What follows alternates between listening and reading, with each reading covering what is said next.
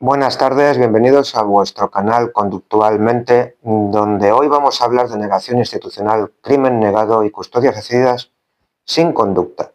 Porque cuando un hombre decide eliminar de la vida a alguien es violencia, pero cuando lo hace una mujer, el sistema lo entiende como un caso complejo. Y ahí empieza todo, empieza la negación. Soy Jesús Cuesta, perfilador de conducta criminal y analista de perfiles criminales, y hoy no voy a hablar de casos aislados.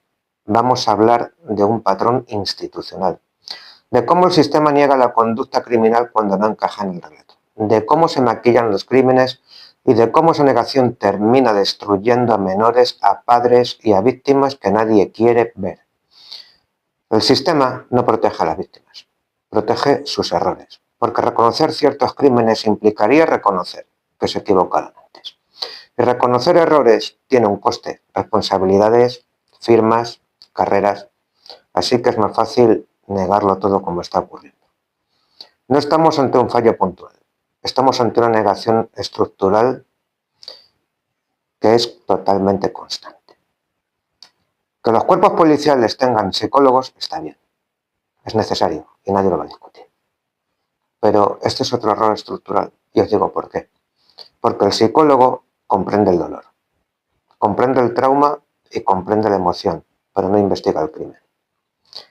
El crimen no se resuelve entendiendo el sufrimiento, se resuelve entendiendo la mente criminal, la conducta, la intención, la autoría y el patrón. Y eso no es psicología clínica, eso es perfilación criminal de conducta. Un psicólogo puede creer un relato, un perfilador lo contrasta, un psicólogo acompaña, los perfiladores reconstruimos. Un psicólogo entiende por qué alguien sufre. Los perfiladores entendemos quién hizo qué, cómo y por qué lo hizo. El problema es que el sistema confunde funciones. Pretende investigar crímenes con herramientas diseñadas exclusivamente para contener emocionalmente. Y cuando se hace eso pasa siempre lo mismo. No se analiza la conducta, se compra el relato y eso lleva a que no se detecten mentiras en comisarías o juzgados, a que no se identifiquen patrones y que se niegue la autoría cuando incomoda. Por eso, cuando la agresora no encaja en el marco esperado, el sistema no investiga, empatiza, justifica y luego lo niega todo. Esto no es una crítica a la psicología, es una advertencia pericial. Sin perfilación criminal, la investigación se convierte en terapia mal aplicada. Y la terapia no determina culpabilidad. La terapia no protege a los menores. Comprende el dolor, que no es lo mismo que comprender el crimen. El problema es que el sistema confunde ambas cosas. Hay mujeres que eliminan de la vida a sus hijos. Esto no es una opinión, es un hecho. Pero el sistema no puede asumirlo y empieza a maquillar. Si una madre se tira por la ventana con sus hijos, la prensa no habla de un crimen, habla de tragedia. No habla de homicidio, habla de suceso. No habla de autoría, habla de desesperación. Y lo que realmente ocurre es que nadie se cayó. No fue un accidente. Hubo una decisión, hubo una conducta y hubo una acción deliberada. Eso, en perfilación criminal de conducta, tiene un nombre: crimen. Recién nacidos abandonados en contenedores. Niños pequeños asfixiados, envenenados, menores estrangulados.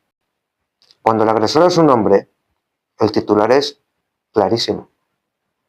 Cuando es una mujer, aparece el contexto, el relato emocional, la justificación, la dilución de la autoría. Y eso no es análisis criminal. Eso es negación institucional. Porque cuando no se nombra al autor, el autor desaparece. Y cuando desaparece el autor, se diluye el crimen. Y cuando el crimen se diluye, el sistema respira totalmente tranquilo. No hay errores que corregir, no hay protocolo que revisar, no hay decisión que asumir. Y todo esto desemboca en que en problemas, por ejemplo, de custodias, vamos a ver lo que ocurre. porque aquí la negación se vuelve estructuralmente peligrosa. La custodia no debería darse por género, debería darse por conducta. Y cuando se analiza la conducta de verdad, muchas veces el garante es el padre. ¿Qué ocurre? Que el sistema no quiere admitir esto. La conducta no miente, la conducta se observa, se repite y deja rastro. Rutinas estables, disponibilidad real, ausencia de manipulación, coherencia en el discurso, capacidad de protección. Eso no tiene sexo, tiene patrón conductual. Pero cuando ese análisis apunta al padre, el sistema entra en negación. No se refuta el análisis, no se debate la evidencia, simplemente se evita. Se cambia el marco, se vuelve el relato, se vuelve la presunción. La justicia no niega los hechos, niega las conclusiones que les incomodan. Mientras se presume que toda madre es garante, se ignora la conducta peligrosa. No toda madre protege y no todo padre es un riesgo.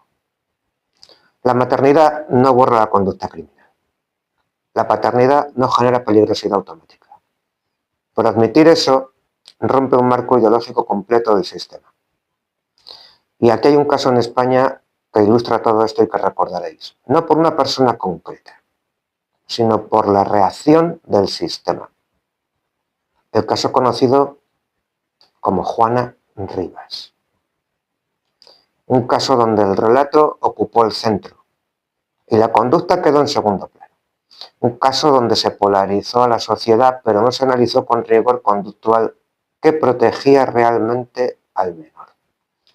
Cuando un caso se convierte en símbolo y el análisis desaparece, la custodia deja de ser protección para ser posicionamiento. Y esto no va de nombres, va de criterios. Los casos mediáticos no deberían marcar doctrina. La doctrina debería basarse en conducta observable y capacidad real de protección. Porque el menor no necesita símbolos, necesita garantes reales. Si aplicáramos criterios conductuales reales, muchas custodias cambiarían de manos y eso el sistema lo sabe. De sobra que lo sabe, que cambiarían muchas custodias de manos. Pero no está dispuesto a asumirlo, porque implicaría admitir que se ha puesto a menores en riesgo por no analizar una conducta. Y ahora la pregunta que nadie quiere hacerse la hacemos desde este podcast.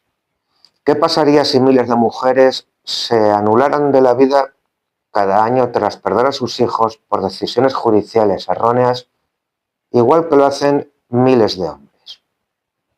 Os lo voy a explicar. Si lo hicieran las mujeres habría campañas, ministerios movilizados, reformas legales, portadas diarias, pero cuando son hombres la negación es la norma y hay silencio institucional, silencio mediático y silencio político. La conducta deja rastro, el lenguaje traiciona y cuando el sistema no quiere verlo, niega. Y negar no es ignorancia, negar es una decisión institucional. El sistema no falla por error, falla por negación selectiva. Niega cuando la realidad no encaja, niega cuando el agresor no encaja, niega cuando el garante no es quien debería ser según el discurso. Y mientras se siga negando la conducta criminal, mientras se siga decidiendo custodia sin analizar patrones, mientras se siga confundiendo empatía con investigación, los menores seguirán pagando el precio. Hemos llegado por hoy al final de este podcast y os recordamos suscribiros, darle a la campanita, activarla para ver todos nuestros vídeos, dar un me gusta y dejar vuestros comentarios. Hasta el próximo podcast.